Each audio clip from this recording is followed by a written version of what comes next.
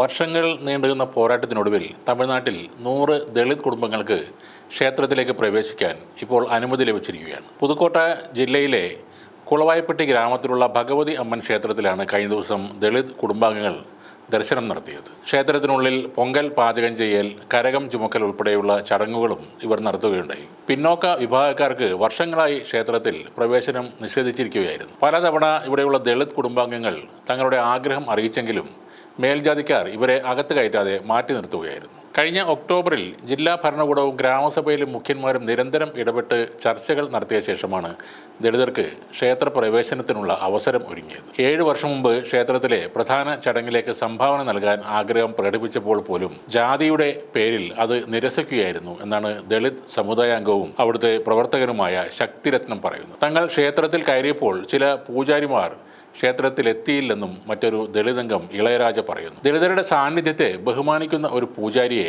ഈ ക്ഷേത്രത്തിൽ നിയമിക്കാൻ ദേവസ്വം വകുപ്പിനോട് ആവശ്യപ്പെടുമെന്നും ഇവർ പറഞ്ഞു. തമിഴ്നാട്ടിൽ ഇതൊന്നും പുതിയ സംഭവമല്ല. ഇപ്പോഴും ദളിതർക്ക് അയിത്തമുള്ള ഒരുപാട് ക്ഷേത്രങ്ങളും മറ്റ് പൊതുസ്ഥലങ്ങളുമെല്ലാം ഉണ്ട്. കഴിഞ്ഞ വർഷമാണ് തിരുവണ്ണാമലയിലെ ചെല്ലങ്കുമ്പം ഗ്രാമത്തിൽ 40 വർഷമായി ദളിതർക്ക് മുമ്പിൽ കൊട്ടിയടച്ചിരുന്ന ഒരു ക്ഷേത്രവാതിൽ തുറന്നുകൊടുത്തത്.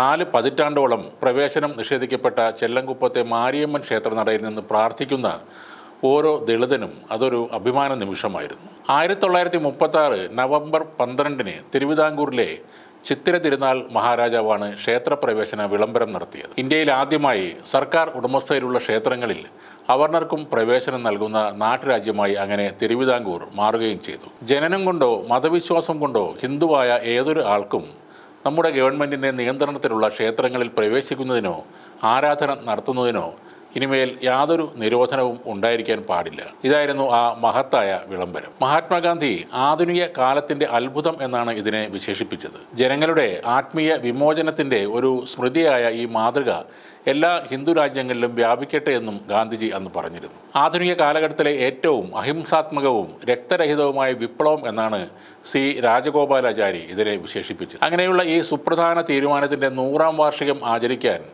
കുറച്ച് വർഷങ്ങൾ മാത്രം അവശേഷിക്കുകയാണ്.